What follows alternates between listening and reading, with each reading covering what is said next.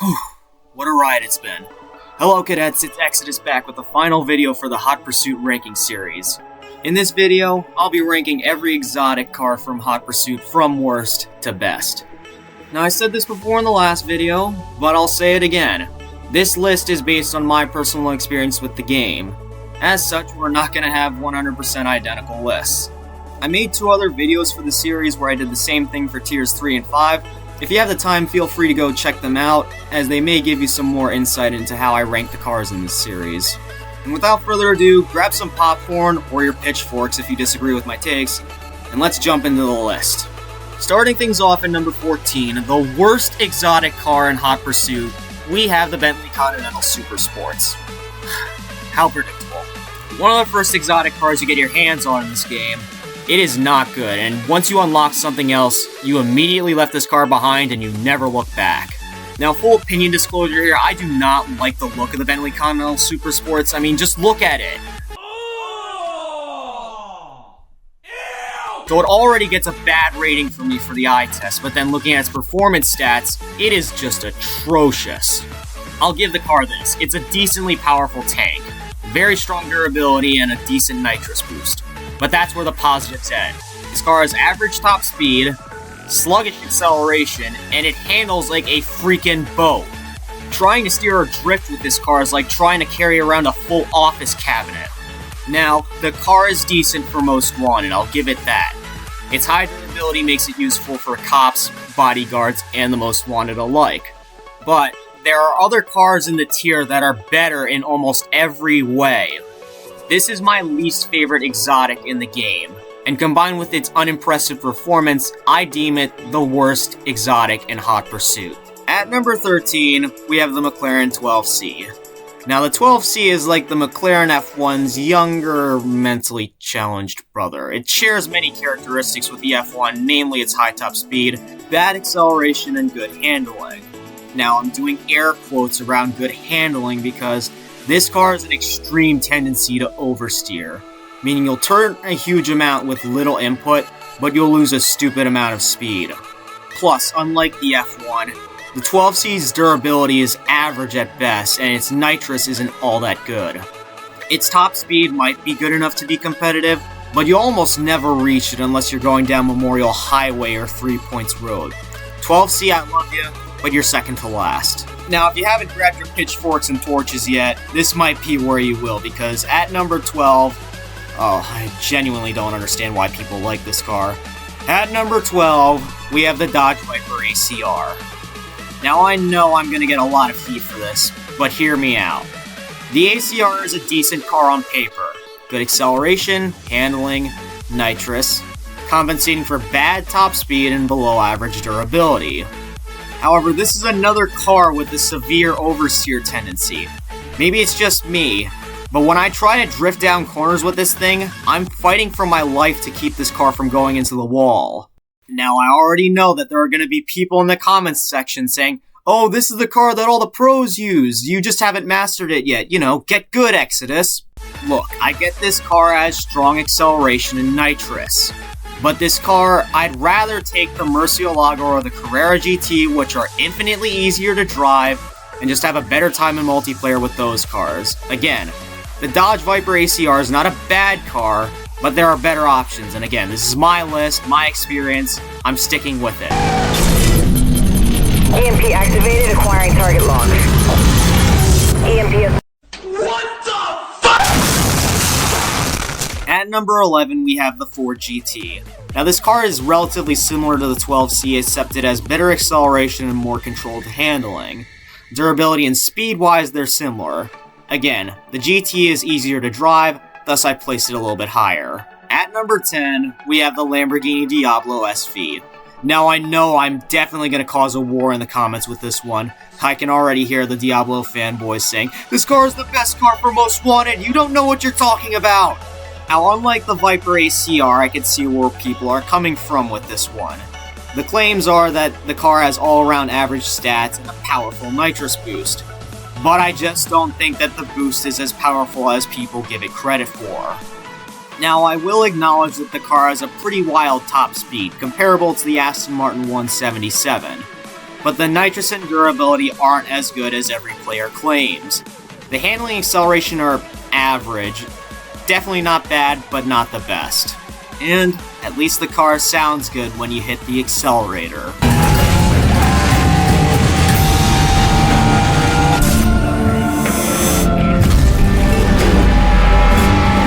Coming in at number 9, we have the Porsche Carrera GT. Now this car doesn't look all that impressive on the surface, given it has the lowest raw top speed in the tier. But if you drive it and you can look past that low raw speed, all of its other stats are pretty good. Its acceleration and durability are alright, but where the car shines is in its handling and its nitrous. Its handling is one of the most responsive in the tier, and its nitrous is also one of the most powerful in the tier. So even though this car has a low raw top speed, it can easily blaze past it if you're good at managing your nitrous and turbos. And this car also sounds great when you hit the accelerator. Give it a listen.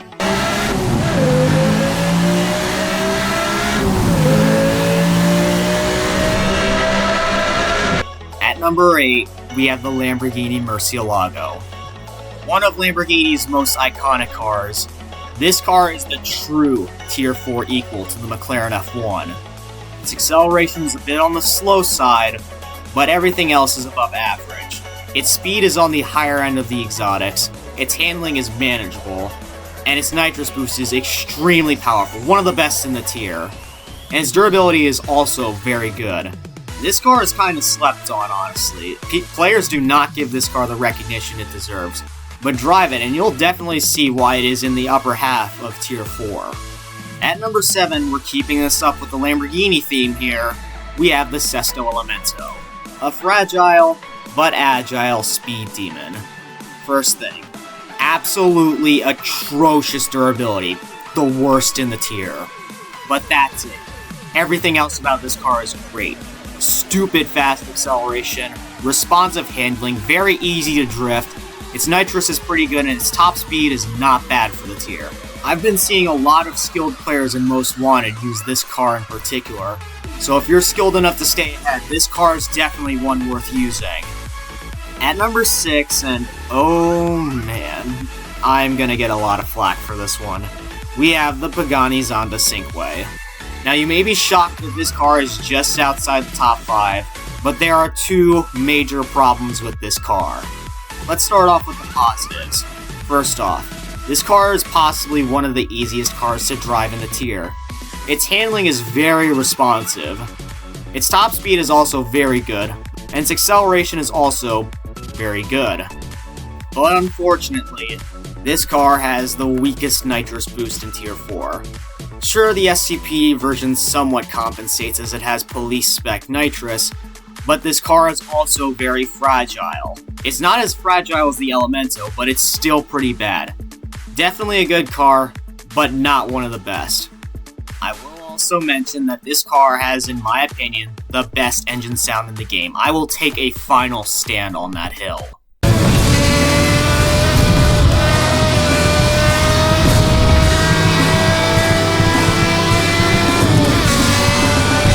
Cracking into the top 5 now, at number 5, we have the Chevrolet Corvette ZR1. Now this pick may surprise you, but I believe that this car is a slept-on vehicle. It is extremely durable, one of the best cars for pursuit modes. Very strong durability tagged along with above average acceleration and top speed, not to mention a very powerful nitrous boost. I would argue that this car is very easy to handle. Sure, it has a bit of an oversteer tendency, but it is nowhere near as bad as the 12C or the ACR. I'm standing by this pick. I think the ZR1 is the most underrated car in the exotic tier. At number 4, we have the Lamborghini Murcielago SV. The Merc's more balanced cousin, so to say. The SV has better acceleration, handling, and durability at the cost of slightly lower top speed and less powerful nitrous. Not much to say on it, but still a great car. I will also mention that in terms of design, the SV is one of my favorite cars in the game. So yes, bias may have played a little part in the SV's placement, but in terms of performance and personal experience with the game, I still think that it is one of the best cars in the tier. At number 3, we have the Aston Martin 177. Probably the most well-balanced car in the tier. There really isn't a flaw with this car. All of its stats are good. Good acceleration, good speed, decent nitrous, easy to handle, and very durable. Unfortunately, because it doesn't shine in one particular aspect, it can lose to other cars that specialize in a specific stat. Like on short circuits, it will lose to the Elemento, which handles and accelerates better, and in pursuits, it can't take as much as the ZR1. But sometimes, it's better to be a jack of all trades than to specialize in one. And because of how well-rounded its stats are, the 177 is, in my opinion, the third best exotic car in the game. And now, at number 2, the second best exotic car in Hot Pursuit, we have the Porsche 911 GT2 RS. Now, before I go any further, let me just say that this car is a handful. Driving this car well and consistently is a challenge. But once you do, you'll very easily see why it is the second best car in Tier 4. First off, stupid fast acceleration, one of the best in the game. In fact, I'd argue and say it is on par with some of the hypercars. Unlike a car like, say, the Sesto Elemento, the GT2 RS is consistent with its acceleration from 0 to top speed. Its top speed and nitro are also some of the best in the tier, and its durability, while not the best, it's still very solid.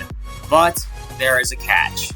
This car is extremely difficult to drive, and that is because of its extremely unpredictable handling. This car. It somehow manages to have a combination of both understeer and oversteer, and that makes it extremely difficult to drive, but once you master it, oh my goodness, you will wipe the floor in multiplayer. Once I drove it enough, this was the first car that I took into Most Wanted as the Most Wanted and won in.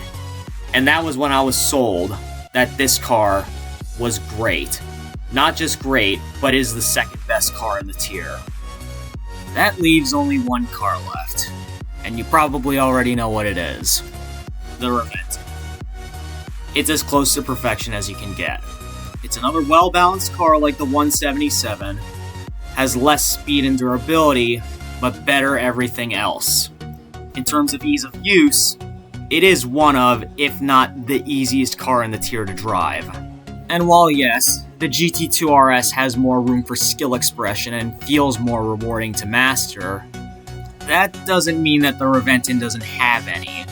Skilled players can maximize the car's aggressive acceleration and handling to handle any curve with ease, then while on straightaways, the car's high speed and strong nitrous will keep you away from all but the most relentless pursuers. And should you find yourself in car combat, this car can take a lot of hits.